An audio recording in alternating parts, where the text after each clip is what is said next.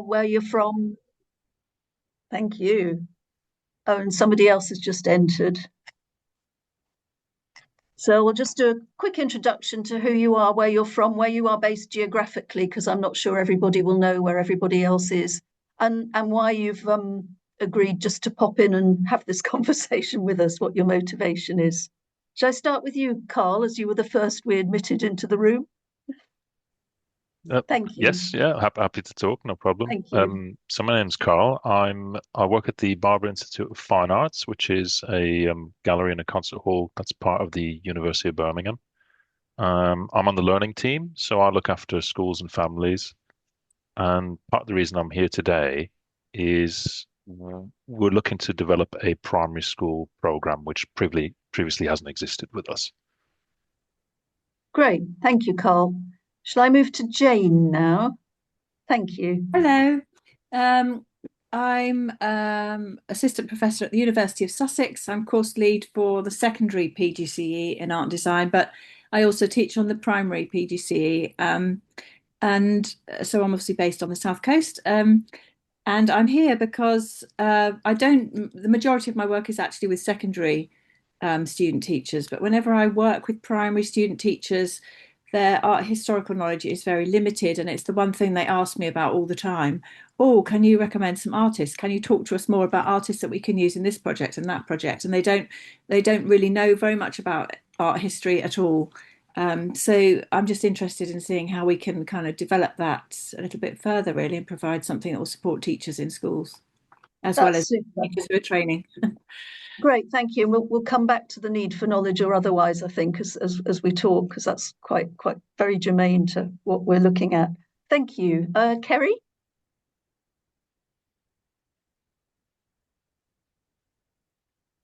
Sorry. Hi, good afternoon. My name is Kerry Howarth. I am a primary school teacher. I've been working in schools for almost 30 years as a primary school teacher, internationally and in the UK. And I've got an arts background, so art's my interest and my passion. And for the last 9 years, I've been running my own business called Primary Art Skills. So alongside teaching, I also deliver training for teachers and consultancy work in terms of curriculum, and also workshops in school with children.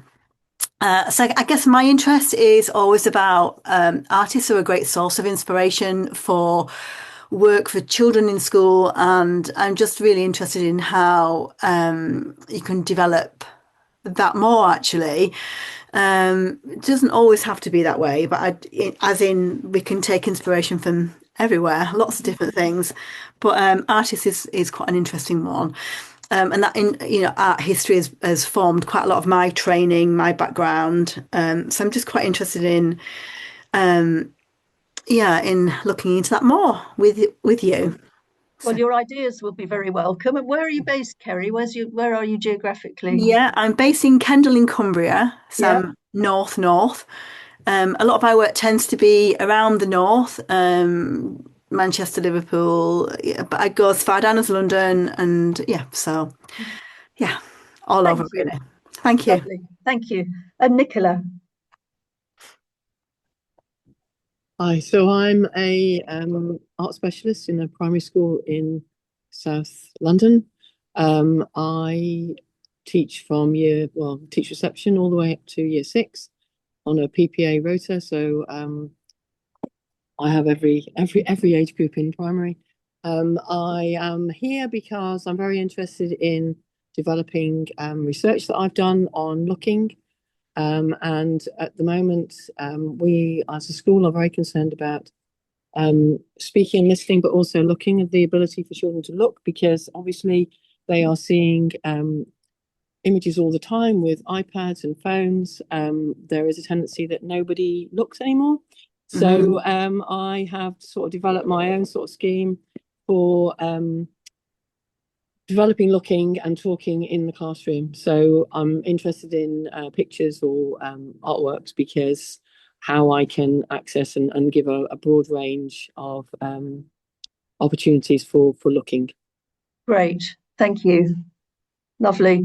And I can see Liz on the screen. Hi Welcome, there. Liz. We're just saying who we are, where we're based, and why we've come here. Yeah, okay. So I'm Liz. I'm from Scotland. I'm based in, well, I work in Edinburgh at the National Galleries of Scotland. I'm the schools coordinator. So I'm organising programmes of activity for teachers, for nursery, primary, and secondary schools. So we work directly with children and with their teachers. My motivation for being here, I was really intrigued. We've never been, so I've been working there for 11 years now, and art history is not something that teachers have asked us for. But I'm just always interested in finding ways of connecting schools and young people and teachers with art in whatever way that might work. Really interested in what people are saying about looking and use of images, because we're interested in all of that. Things that we do get asked for are to do with literacy and to do with diversity. We find that teachers tend to have their go-to artists. They go to the same 2 or 3 artists that they know about, who tend to be white men, and other artists get overlooked. So we're also interested in finding ways of broadening awareness of other artists. So that's me. Thanks. Lovely. Thank you, Liz, very much. Mignon? Hi. Hello. Yeah, sorry, I'm a bit late. I decided not to do this at school, but at home, so I quickly Well had to done. speed home. Yes, I am based in Basingstoke, at a big primary school. We have 3 form, and I am art lead. This is my 2nd year of being art lead, and so last year I had to kind of find my feet with it, but this year I really want to see how I can move it forward. And although we've done a lot of work in terms of the skills progression across the school, I'm also just interested in how we can enhance the artists we look at and present it in a way that is also quite interesting for the children, not just talk at them, and also the exposure of a diverse range of artists. Lovely. Thank you very much. God, you're all being wonderfully succinct. It's brilliant. Thank you. Jenny, I think you're the last person, unless I'm missing anybody. Do go ahead, Jenny. Hi, I'm Jenny Jones. I work in a primary school. I've been there probably about 9 or 10 years. So we're in Gravesend in the southeast. So I cover PPA, but I teach art for PPA cover. I don't teach reception, but anything from sort of year 1 to year 6. Before that, I was a secondary school teacher teaching graphics, so DT and art for quite a few years. I am art lead in my current school, and I have been creating my own planning, but in the last 2 or 3 years, I've been quite taken with Access Art. I don't know if you're familiar. And so lower down the school, I tend to get teachers that don't teach, the year groups that I don't teach, I've kind of merged my own planning with Access Art basically, but I'm just interested in other ways and working out sort of how other people integrate artists into their projects, and seeing if I can magpie any good. Yeah. Thank you very much. Well, Thanks. that's a wonderful mix of people. Have I covered anybody? I think so. I think we've got everybody. I'm going to be using the shared screen with a PowerPoint just to sort of structure us through this conversation. We have questions for you.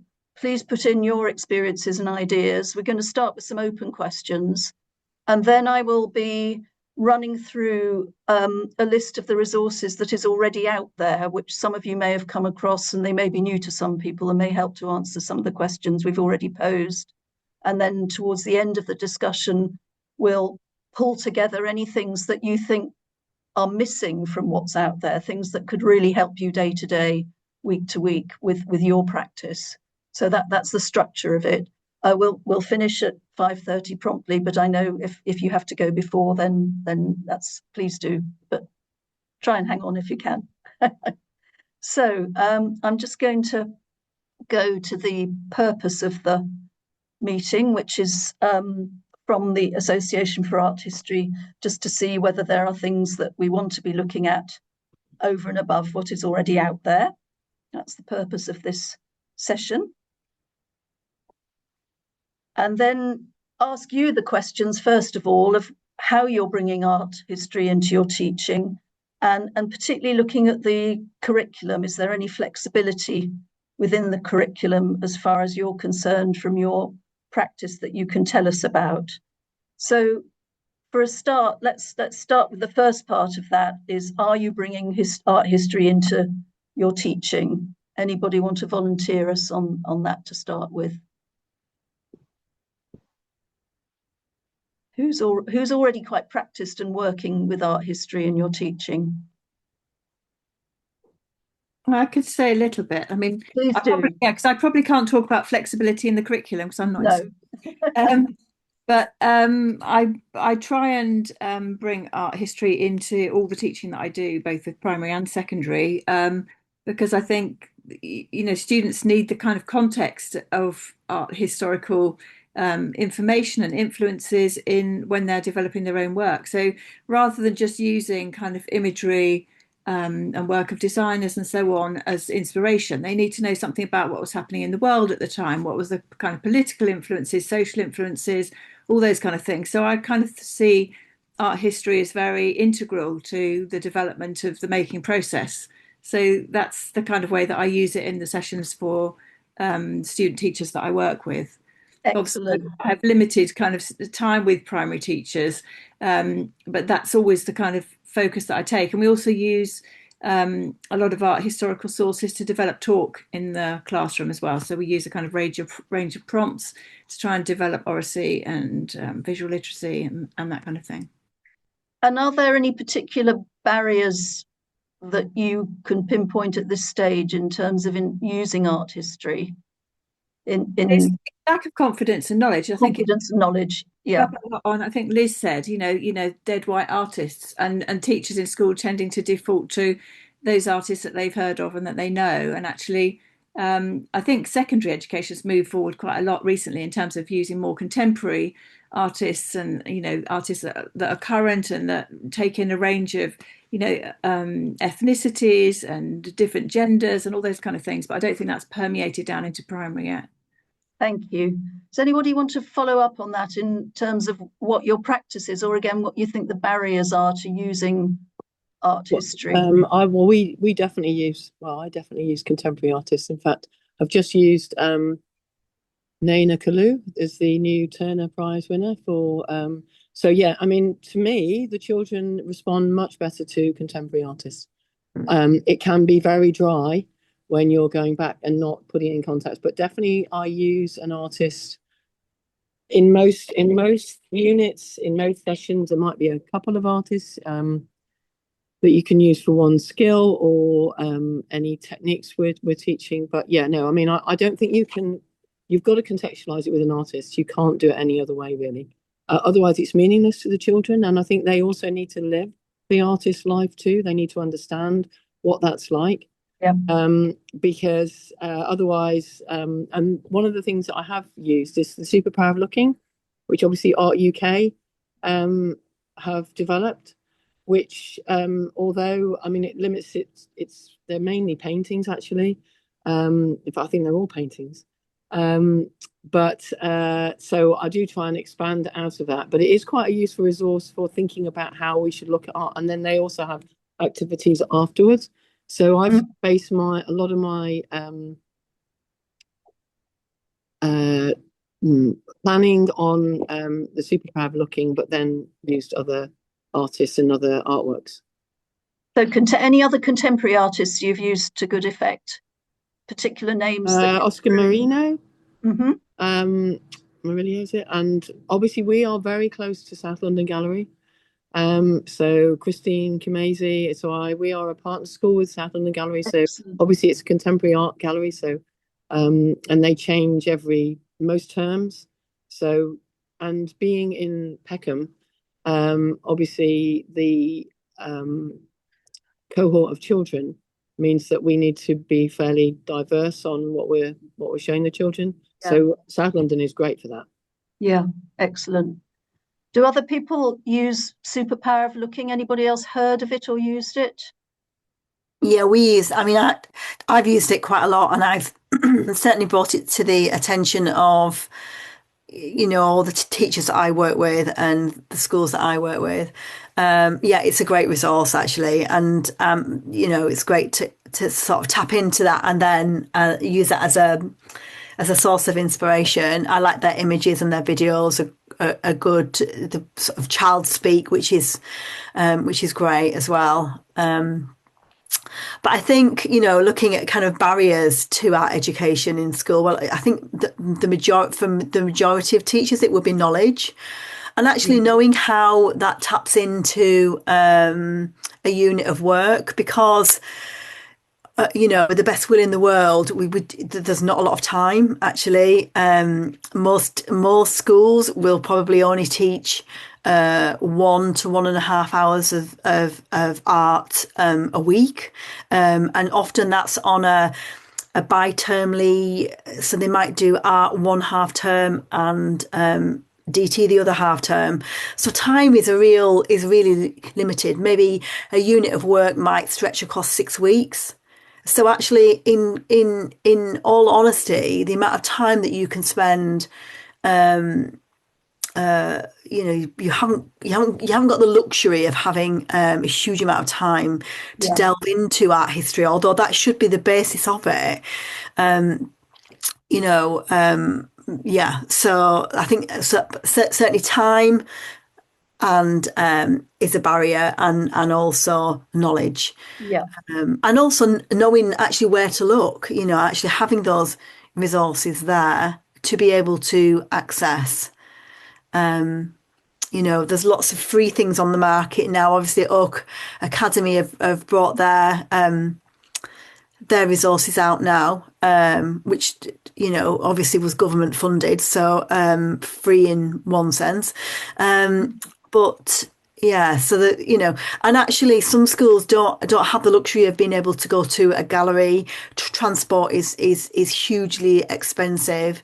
Not that long ago, we used to have that scheme. I can't remember what it was called, something like Arts in School. It was actually just whereby galleries would bring artwork out to schools for children. I know there's insurance issues and all sorts of logistical issues with that, but actually giving those children the opportunity to actually see and learn about a piece of artwork,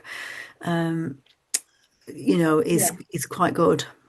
Thank you, Kerry. So for those that haven't come across Superpower of Looking, that's something to note down, and we'll come on to that as the list of resources out there. But I'm also getting a sense of any resources that can cut down the time, cut down the research, or signpost people to bespoke resources. That's perhaps a theme we'll continue with. Yeah. Would anybody else like to chip in on resources that you're already using and how you're working? Anybody want to add anything to the discussion so far? I'm just scrolling backwards and forwards.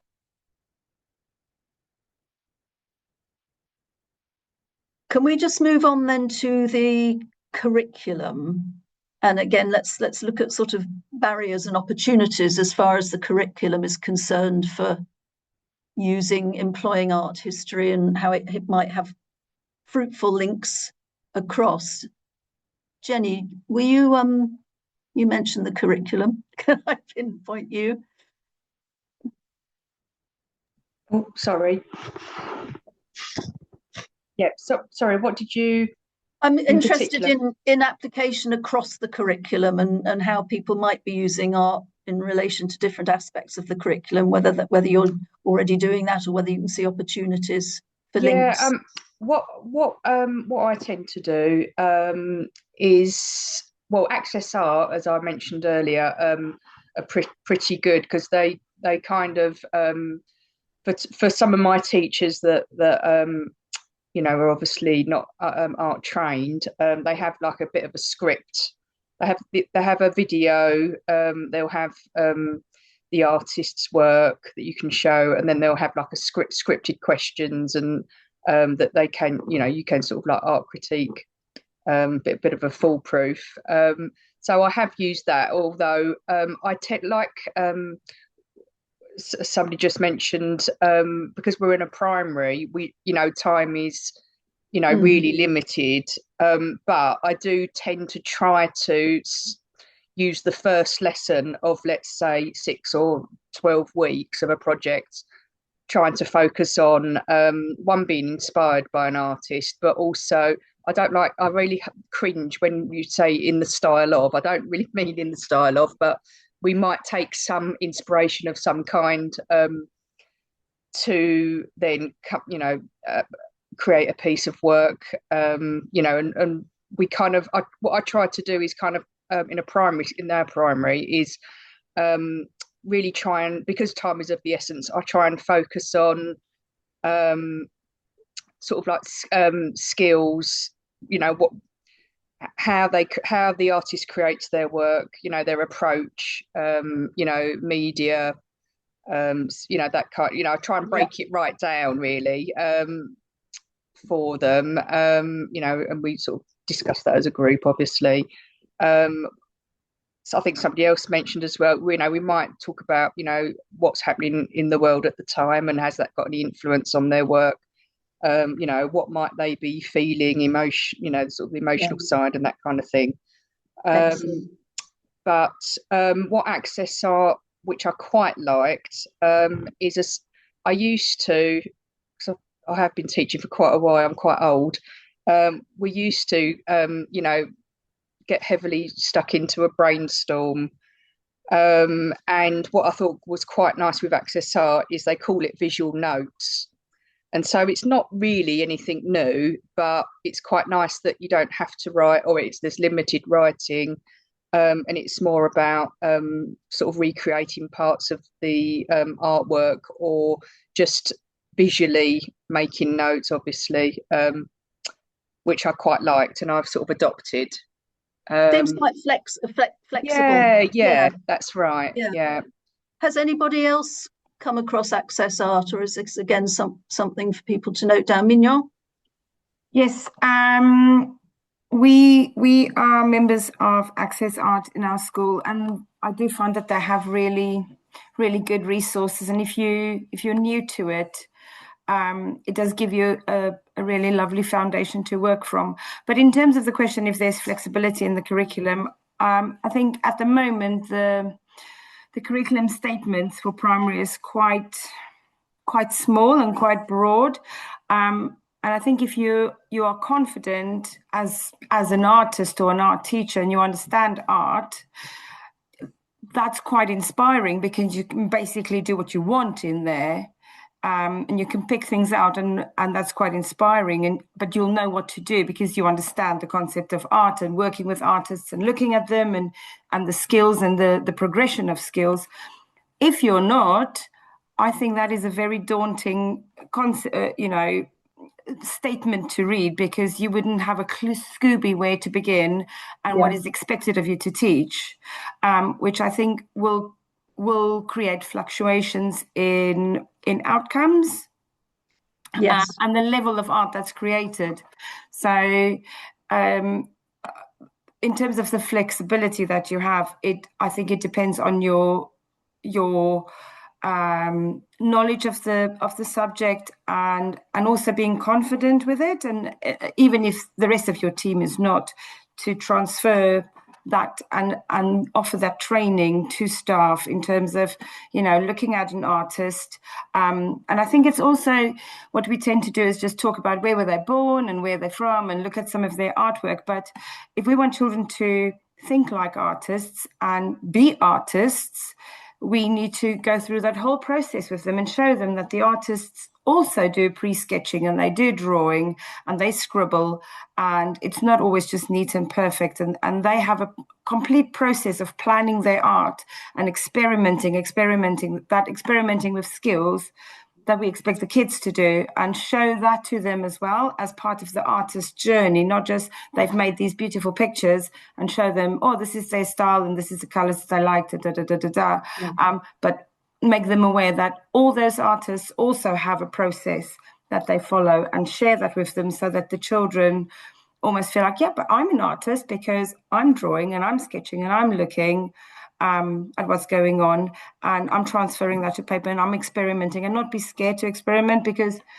I did an audit the end of last half term through some of our sketchbooks, and they all looked the same. And I was like, that is what the teacher did as an example on the board, and the children basically copied it. I didn't find, and this was with the lower Key Stage 1, well, the Key Stage 1 children particularly, where I was like, they haven't grasped the fact that they could just have fun, go nuts, and be wild, as long as they experiment. If they experiment with line, they don't have to just do zigzags. They can, experiment and see where it takes them.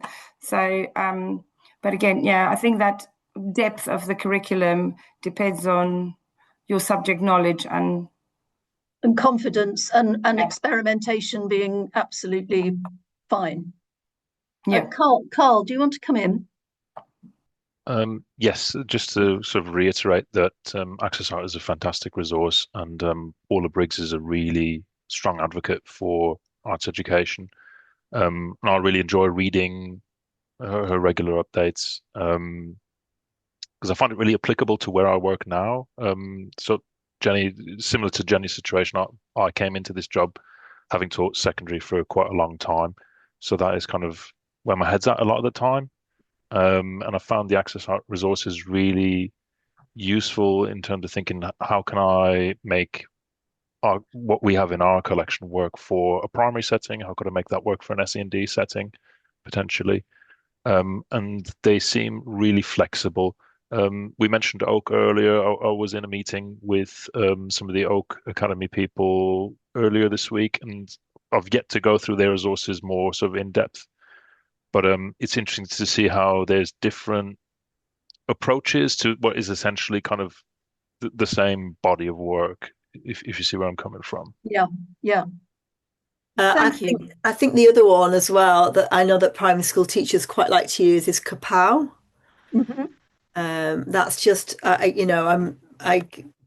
mean, like Access Art and Paula's work is definitely more kind of arts based. It comes from an arts background, that kind of real grounding of experimentation, and whereas Kapow is probably a bit more, I would, from what I've seen, is a bit more structured. So it fits with some schools. They prefer that kind of more rigid, structured approach. Yes, I've heard that before. It may again, for others that don't know Kapow, we'll do a sort of full list at the end of the meeting and circulate it of resources that are available. Anything else you want to say in favour of that, Kerry? Can I just say while I'm thinking about it, is Tate's digital offer is really good, and they've started putting up quite a few videos about artists and artist process. Which are really useful. I mean, they do it for all levels, so you can do it from very Key Stage 1 all the way up to Key Stage 3, Key Stage 4. But I mean, I think some of their resources have really improved. So that's another one. And also coming back to Tate, and actually quite a few organisations like the Tate and Art UK and Sky Arts, they all kind of run an annual competition, which I think is really good for kind of raising the profile of art in schools, and it's something that some schools can get behind. So things like that work quite well. Lovely, thank you. Before I move to the next questions, is there anything else anybody wants to add about the curriculum? I haven't brought Liz in. Is there anything from your side on the curriculum, Liz? I'm keeping quiet because I don't really feel I'm an expert on that. But from From from your my limited experience, awareness, sorry, but just from your experience. yeah, from my limited experience working in the gallery context, what I tend to hear from teachers is no, there is no flexibility ever in the curriculum to do anything extra. So we're constantly looking at ways of how do we link to other things in the curriculum, which is a frustration, and I don't always approve of us doing this. But for example, so we have our own resources that we've created on our National Galleries of Scotland website, and so we created two resources about maths, linking maths to arts, and those two resources get way more attention than any other resource that we've put on our website, which is a real frustration because it feels like we're downgrading the value of art for art's sake. And I know I've heard other people talking about this, that yeah, the more we do this, that we're trying to sell art to teachers. So we say, look, all the maths benefits, but by doing that, we're saying maths is more important than art. Subconsciously, we're kind of promoting this idea that art is not actually valuable in and of itself. So there's a huge frustration there, but I do recognise that when you put math in the title of the resource, teachers will look at it, and they're way more likely to look at that than any of our other resources. We've also done a bit around literacy, so linking things to literacy, because we know that's another big hitter. And a new development in Scotland is there's new developments in terms of the curriculum around film and screen education, which is going to start from early years right the way through. So again, we're looking at, well, how do we link art and our historical works, our artworks in the collection to film? So it's always connecting to other things to try and find ways into the curriculum. So No, but I think that's great. There's a means to an end, but there's also opportunities there. And I think you mentioned tending to have the same artists, but other people have been talking about broadening artists or using a range of resources, which is encouraging, I think. Yeah, absolutely. Thank you. Okay, I'm just going to pop to the next slide here. Before we look at even more examples of what else is out there, I'm just really like to take your views on barriers and frustrations of things that you all think, could really help if you had a wish list. What kinds of things, whether it's in person or online, digital, practical, do you think would help you to solve some of the issues we've talked about? Anybody got a little wish list?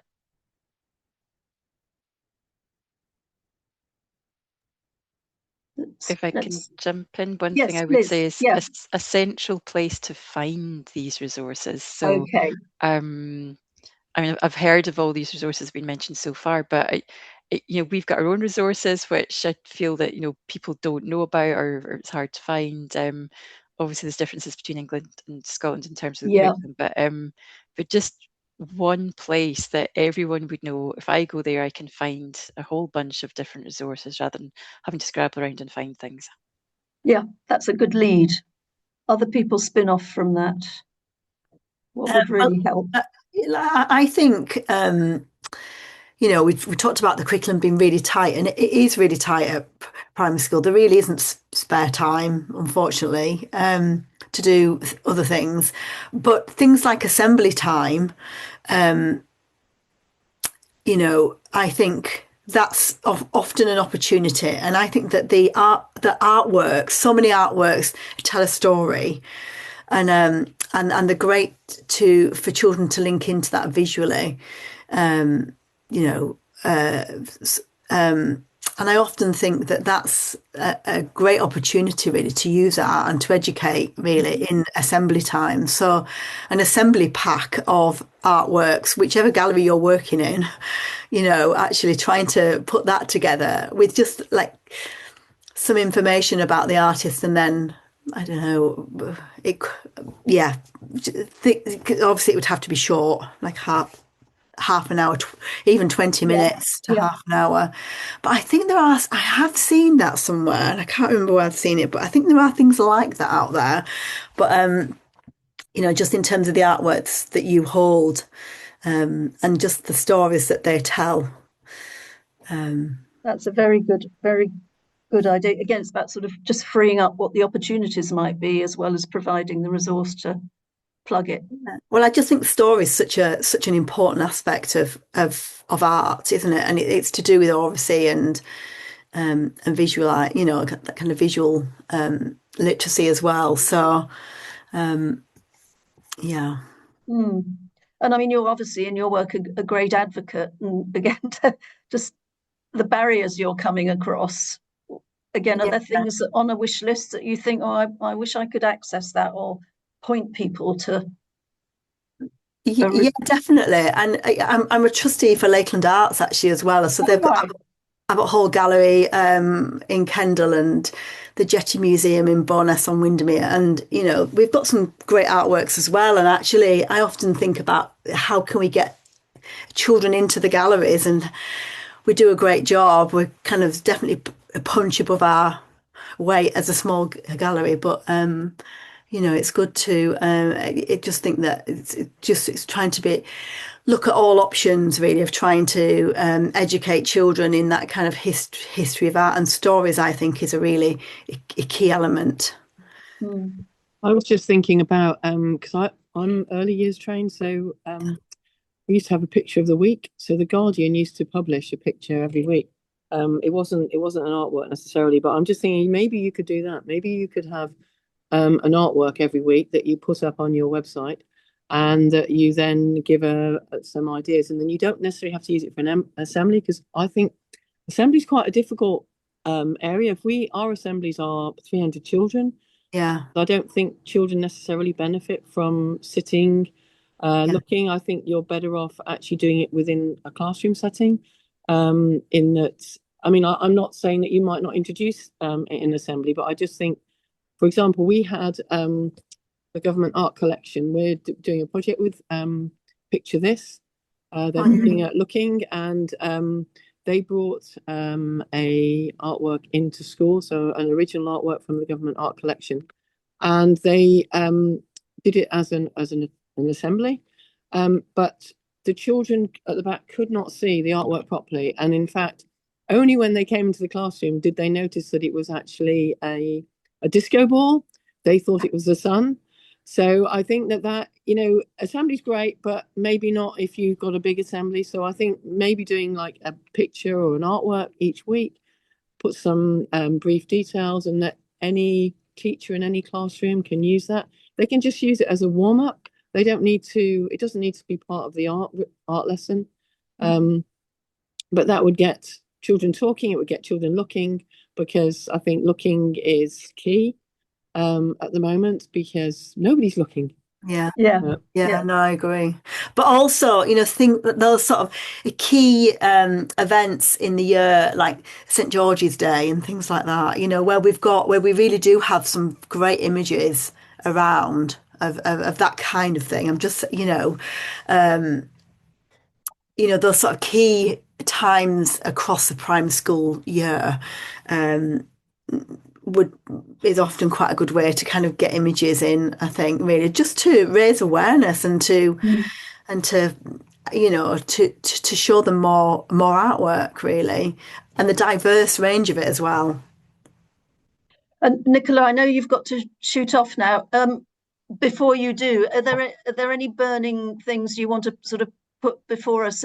You've got a good relationship with the gallery, you're very much into the sort of looking side, but are there any resources you've often pined for and thought, I wish somebody was developing them or supporting them? To be honest with you, you put me on the spot now. I can't think of anything. No. But I'm sure it'll come to me just as I log off now. No. I mean, no. I have got a lot of books, I think, and I do spend a lot of time just searching. I actually quite like, and it sounds a bit sort of ridiculous in a way, but the FT on a weekend, they have a page on the inside of the arts and life section, and there is a woman that does it every fortnight, and she compares a couple of artworks, contemporary and old, and she talks about them and why she likes them, and I've used those as resources, but I just look anywhere.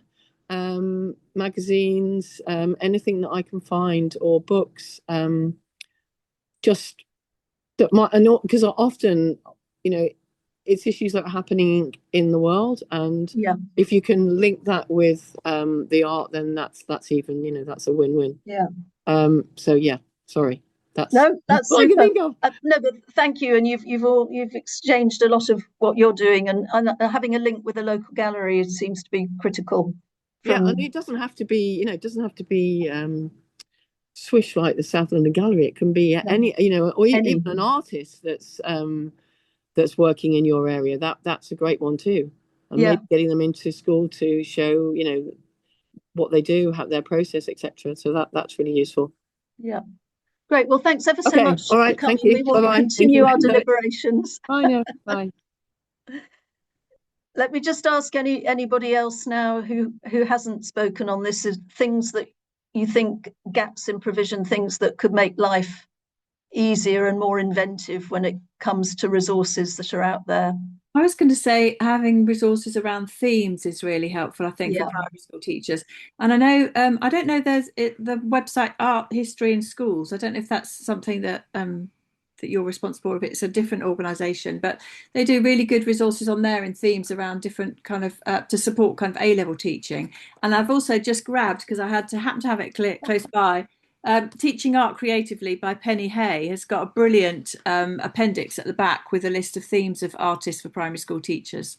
It's a really good resource. So that's great. Christina, do you just want to yeah, just to come in on that for people, the Art History in Schools charity has now folded, and the resources that they made now sit with Art Teachers Connect, which is it was previously called Plan, Prepare and Provide. It's a 3-day residency that's held in Leeds for sort of inspiring and refreshing art teachers. So those resources are freely available on the Art Teachers Connect website now. That's helpful. Thank you. Sorry, I just realized we're going to come on to that. Yeah, don't worry. No, we'll preempt anything. Anybody else sort of sitting there and interested in those who are in the classroom or about to be, just saying what kinds of things again might you be hankering for that would make life easier? I don't know if this is going a bit too far, but what schools have said to us is we really struggle with things like transport, and just freeing up the funds to visit an art gallery. So if there was any sort of links to potential bursaries that might be they could apply for, that would be a useful resource for, I think, for the teachers I work with anyway. Yeah, that's always the barrier, a big barrier, isn't it? Increasingly, yeah. And those who are sorry, and with that, I was going to say I'm going to have to leave, I'm afraid, because I'm going to do the school run myself in a moment. So. Well, thank you very much, Carl. We'll send around the full list of resources. I saw you making some notes on things people were talking about, but we'll send around the long list, or even the slides from this that you'll have after. That's brilliant. Thanks so much for your time. I do appreciate it. Thank you for coming. Thank you. Let me just move to those who are in the school setting still. Mignon, Jenny, for example. Anything else you think would be making your lives easier before we go on to what else is out there? Yeah, I'll just quickly mention, I always try to, rather than kind of stand in front of the children sort of talking, I try to think of sort of a range of ways of getting the information to them. Not that I've got many, so that's why I'm here. But I do tend to start with a video to show them. And because I'm at a primary school, and this year I'm teaching year 2 and year 3, I find it'd be really nice to have a website where, it's really sort of plainly explained for, younger ones to kind of sort of understand. Because quite often I sort of Google, for kids or for year 2, or, And sometimes some videos are just not appropriate, and it'd be nice if there was more aimed at younger ones, really. That's really useful. How long do you like the videos to be? Short. Well, it depends on the age, really. I probably actually go for the short videos and see what information can I get quickly. But then I may not show a video in one go, all in one time. I might show a small area, appropriate part of it, and then show it later in the project. Yeah, that's helpful. Thank you. Anything else to add to perhaps a shopping list for us? Or anybody else? Videos, or again, there's sort of so much out there in some ways, but there may be critical gaps that other people have identified. What would be most helpful? What about in Basingstoke?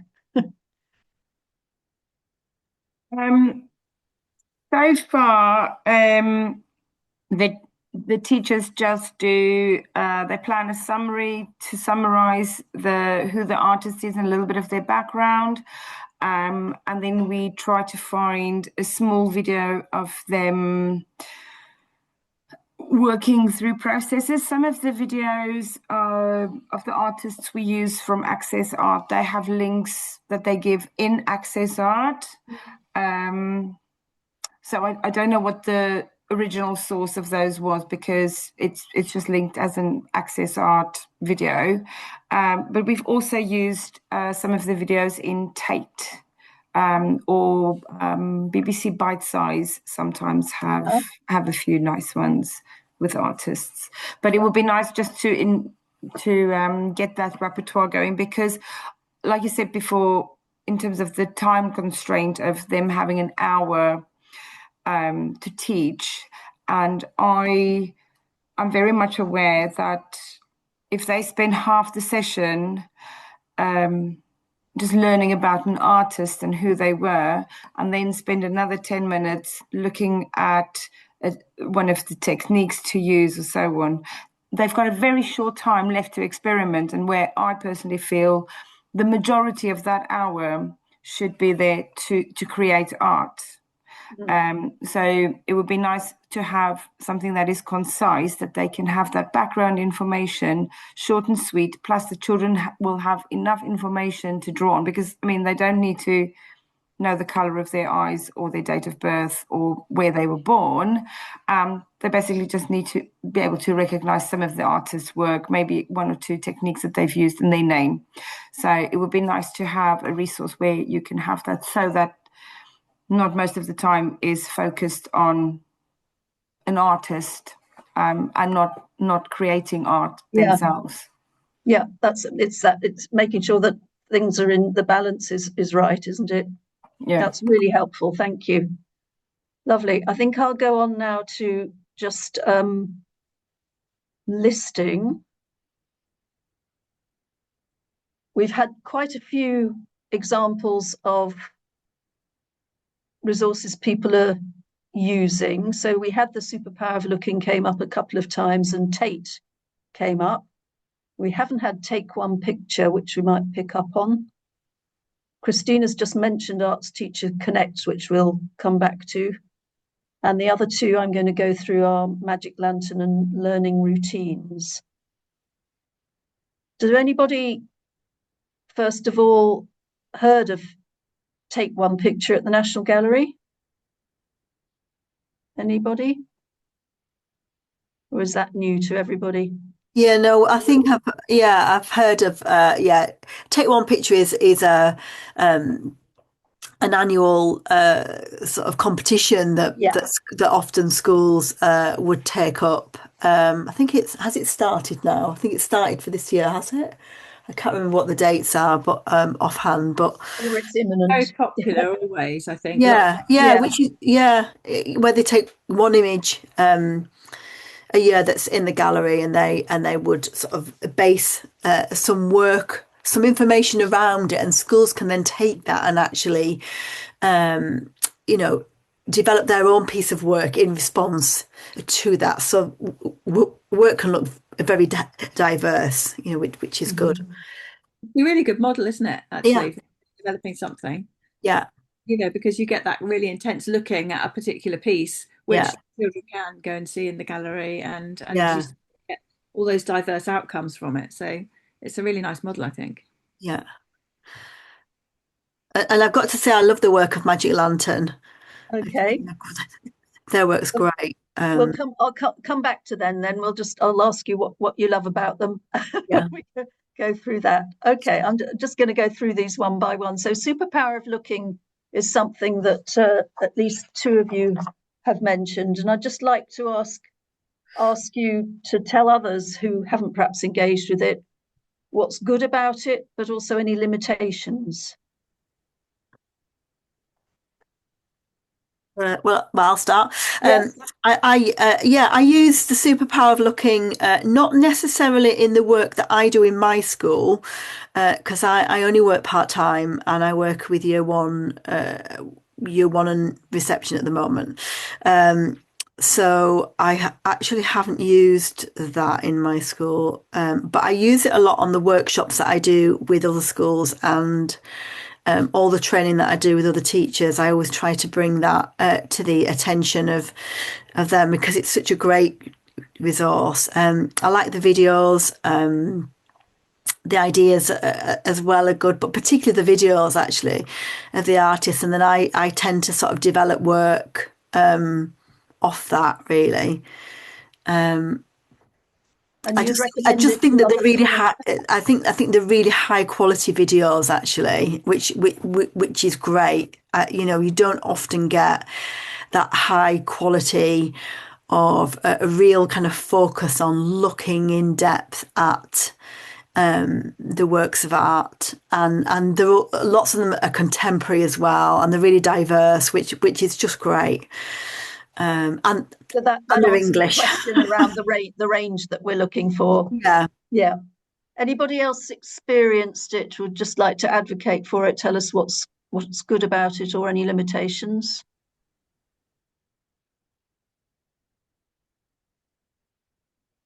So would you recommend it, Kerry, for others who are present at this meeting to have a look at and have an explore? Yeah, definitely. I mean, I've run quite a few kind of network events where I've had a really good look at the actual website. They also have a kind of, I don't know how to describe it, a process on there that's called Tagger, which you can look at. The great thing about Art UK is their kind of role is to go round.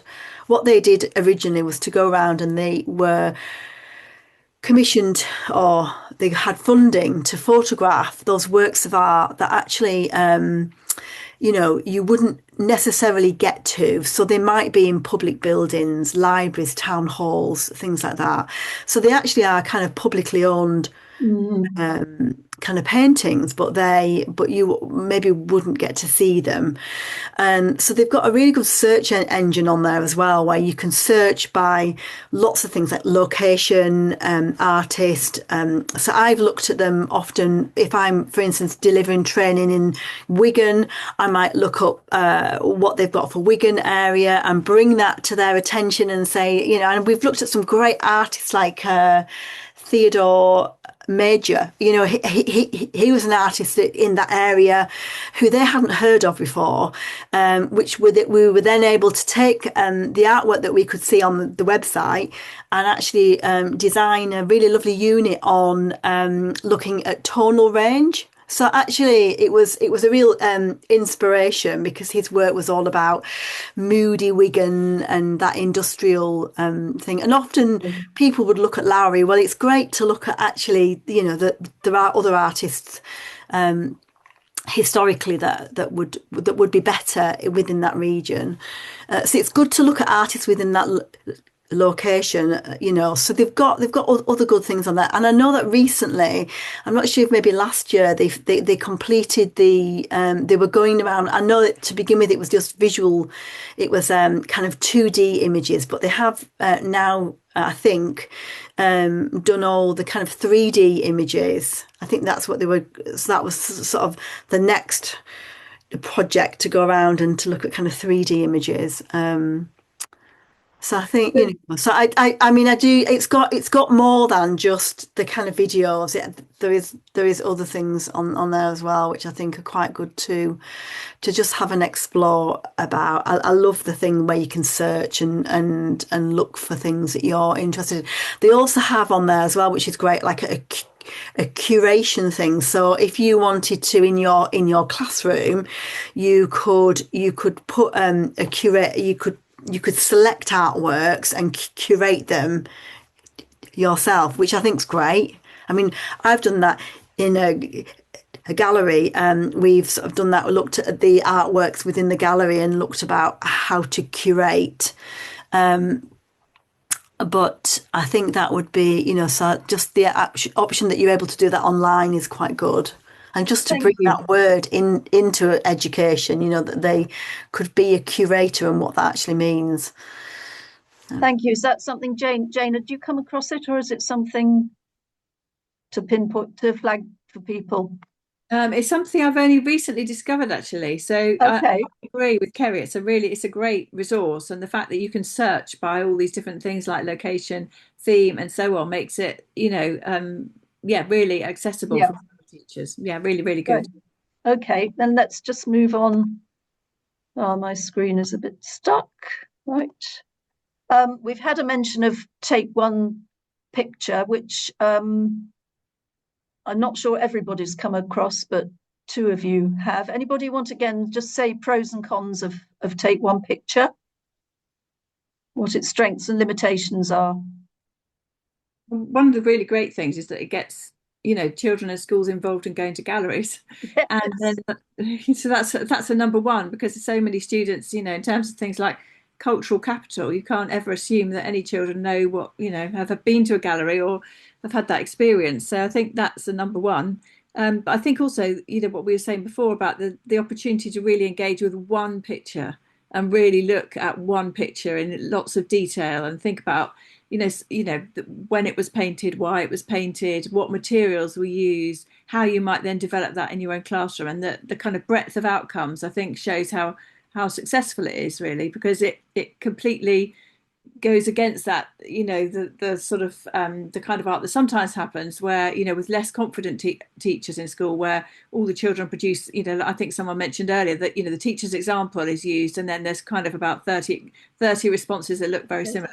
Your colleague, yes, that's right. So I think it's a really great one, because it tackles both the practical but also the art historical side of it, and getting children in galleries, which, you know, there's no kind of substitute really for seeing the actual artwork in its space and it's in all its kind of glory and its kind of you know, the size and all of that kind of thing. You can't replicate that, can you, in any other way? So I think Liz, this is clearly a big project, but is a sort of lend itself to you for a mini project, or? Yeah, I think, you know, taking that idea maybe and you're doing that on a kind of smaller scale. If you took away, I mean, obviously, sadly, took away the going into the gallery, but you could do that on a smaller scale. I think, you know, that really sort of in-depth focus on one artwork, I think, is a really great model. Liz, does that have a resonance for you, or is it? We I met with the folk who deliver picture years back, and they have it was kind of, we were searching how to develop our own resources. We took a different slant. We went off at a different tangent, but no, I recognise it's a very good project, and admire what they do. Okay, thank you. I'm just going to go on now to. I'm just dodging around a bit. Excuse me. It's getting a bit stuck, excuse me. Tate has been mentioned a couple of times. I don't know if anybody wants to add any more comments on Tate resources. And we actually, I think perhaps we'll move on from that, because it's clear to me that resources from all around the country and big galleries and small galleries are critical to some of this, if you're agreeing with me. So Art Teachers Connect. Christina, do you want to say just a little bit about this? Well, this is comes from Leeds University. They're now sponsored by the Paul Mellon Centre. It actually began with the Association for Art History working with Leeds University, and now the Paul Mellon Centre have sort of taken it on. It's a 3-day residency. It's run by Abigail Harrison Moore, who's an amazing art historian at Leeds. And it's really about sort of inspiring and refreshing art teachers teaching, and perhaps sort of bringing them back to some of the art history that they might have never had that training, or kind of want to kind of refresh. But it's a lot of kind of creativity. I think it's a really fun 3 days, but they carry on with workshops and also online workshops and things throughout the year. And then there are resources on the website as well. Has this come across anybody's conscience, their work, or is this new? No, so it's something to have a look at. And they also do resources as well, don't they, Christina? Yeah, so there are some videos of artists on there as well. And as I say, they've got the resources that did sit with art history in schools. They now kind of own those, much to our disappointment. Yeah, I have seen them actually, but to be fair, I've always thought it was more secondary based, really. So it wasn't anything that kind of 3-day residency always speaks to secondary, really, and that's my bag. Mm-hmm. Yeah, I can absolutely see that. Okay, Magic Lantern. I went to one of their workshops not long ago. Who was? Sorry, I missed. Who was it who said they'd come across their work? Me, I have come across them, and I've seen like snippets of their work. I've seen I'm not sure who the chap is who kind of who obviously is on lots of the videos, but he's really good at talking about the artworks and just really bringing it to life for children in the classroom, and that's great to see, isn't it? I just think that's but I don't know much else about them actually, but everything I see looks really engaging, so I always think it looks great. Obviously they offer workshops in school, and I think that's great, really. The more we can do that with children, the better, really. Anybody else come across their work, or is it new to everybody else? I think I've heard of them in terms of the sort of running the practical workshops. That's probably as much as I'm kind of familiar with them, really. Yeah, I mean, just from the one I went to, it seems very adaptive and very flexible, and there's a depth of knowledge and creativity that is clearly their kite mark, as it were. Christina, any more on them? Bryony, who's their director, Bryony Brickell, she came to the last session that we did, and she did mention that they're having a new website with more resources on it. And I think she said that was going to be launched in January, actually. Yeah. Okay.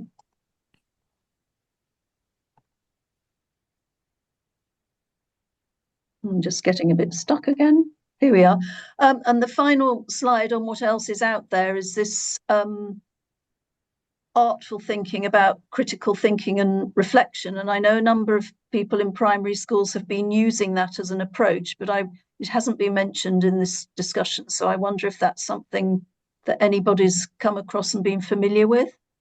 So this less about this one particular website that we're showing you, and more about the kind of methodology of sort of visual thinking strategies or thinking routines, so that kind of set questions. So this website has a lot of these kind of set questions for looking at paintings, like what can you see? What's going on here? What Is it more can you English? add? Is the Is kind it an English? Is it an English website? Yes, Is it? as far as I'm aware. But Does I it think always this kind of approach has come from the US and is Yeah. becoming more kind popular of process art? We've got Phoenix from Harvard because they've done quite a lot about visual thinking. You can always tell if they've got the word colour, sort of, and I'm always really conscious about that in a primary school because I don't want them to kind of see it spelt the other way, really. Just get them to spell it the right way first, the English way first. Yeah, let's get that one right, and then. Worth exploring as I mean, I heard a couple of people who are sort of using it for pathways and ways of working. Yeah. At the last meeting we had, so it's worth having a look at. Yeah. And we had earlier in the meeting we had Kapow and BBC Bite Sized was mentioned. So those are adding on to what else is out there. Yeah.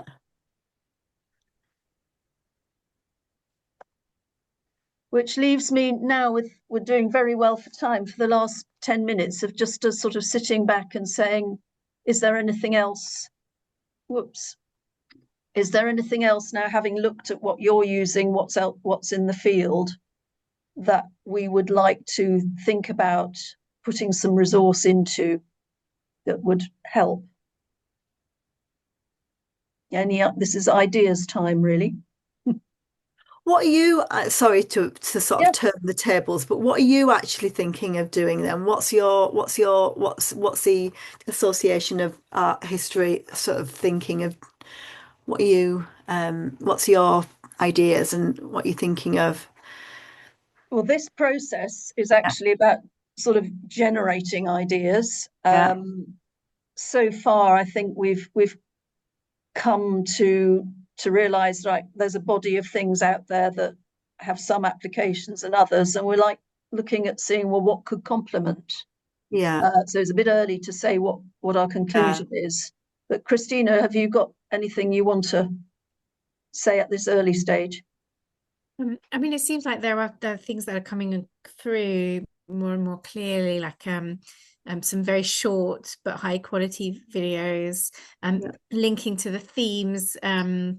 Like St. George's Day was mentioned, Christmas and Easter have been mentioned previously, those kind of things. The question about whether it's for assembly or more tied into the lessons is still a bit, unclear, I suppose. Though I'm quite drawn to the I found the discussion that you had about whether this should be for assembly or a kind of picture of the week, a picture of the month might be more reasonable for us to kind of start with, perhaps. But, that could be used in assembly. I think that's really interesting. The order of this has been incredibly helpful. It's becoming clearer in my mind. I think that there's obviously lots of great things out there, and lots of organizations offer some great things, but actually there's no, where I would see you kind of really coming in is the fact that you would kind of connect all that. And also there's not one place that's talking about the history of art, like what it is, why it's important. That kind of deeper, that sort of that the past informs the present and the future, and actually what can we learn from that sort of thing? It doesn't, that would be quite interesting, I think. And shut my door. the kind of jobs that you could go into through art,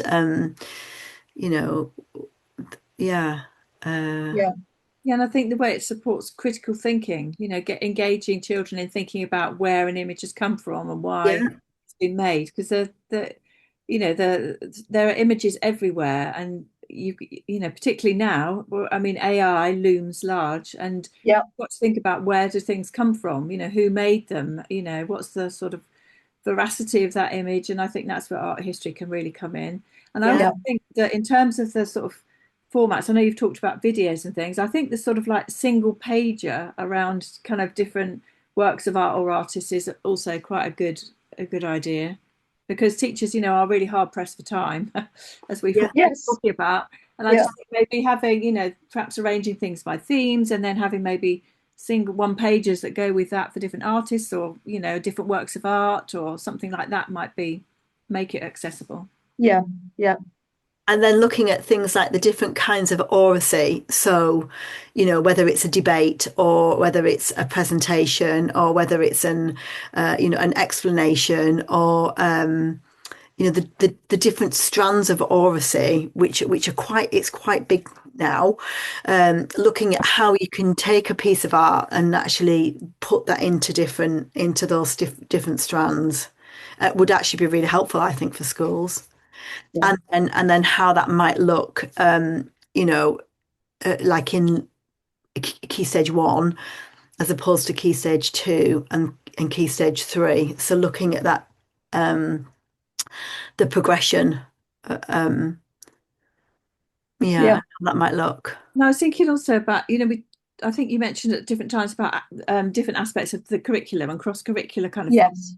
And I think some of the work that I've done with some of my students has been around sort of multimodal approaches. So getting children to kind of think about different ways of, jumping into the painting, and what can they hear within the painting, and, what happened next, what happened 5 minutes after it was painted, could you write a poem about it? Could you be one of the characters, all those kind of things. Yeah. That kind of approach lends itself really well to primary and kind of cross-curricular work. Yeah, I totally agree. I think any sort of cool ways that you can find to engage children rather than just looking, but actually, to sort of take it further for them. I think they're involved and they're sort of in the painting, or involved. Yeah. Can I just, Mignon, move to you as a teacher in the front line? Again, just sort of sitting and reflecting on all of this. Anything else that you think might be a top priority for an organisation such as the Association for Art History to think about developing or supporting? I think just providing those short videos or concise information that could lead into the lessons and support, and providing a range of diverse artists, not just the dead white men. Yes. That would be, even if it's just some ideas, because quite often if you start looking for a range of artists, I think you also have to consider the cultural capital in your school. So if children have never heard of New Zealand, they don't know where it is on the map, there's no point of looking at a New Zealand artist. But you might have a lot of children in your school that comes from Caribbean background, for instance, or Middle Eastern background. So it would be more relevant to find an artist that they can relate to and that can feed into that cultural capital in your school. So I know it's a big feat to say, to provide such a big range of artists that could cover the globe. But just some ideas, or a place where you could go just to trigger those ideas, and not just fall down the Google rabbit hole. Yes. Thank you. Liz, is there anything from your perspective, either that you have been working on that you think would be instructive for this conversation, or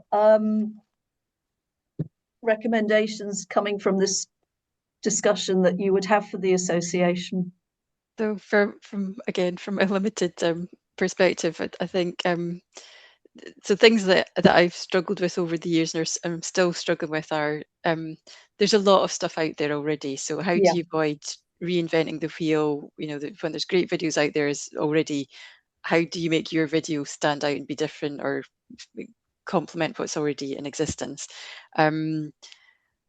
Status, this comes up again and again, and I don't know how we solve it, but collectively I don't know what we can do to look at the fact that art is given in our society in general such a low status. It's not as important as literacy and maths and these other things. So how do we how do we fight the corner for the arts and say, yes, it is important, and here's why? How do we demonstrate the absolute intrinsic need, human need that we have for art, and maybe art history, you know, looking at, you know, it's always been there. Why is that? And why, what role has it played in our lives? And why is art so fundamentally important to us? How do we raise awareness of that? So that's one thing that, yeah, that I would say is a kind of a, yeah, it's an ongoing battle. I don't know how we solve it, but yeah.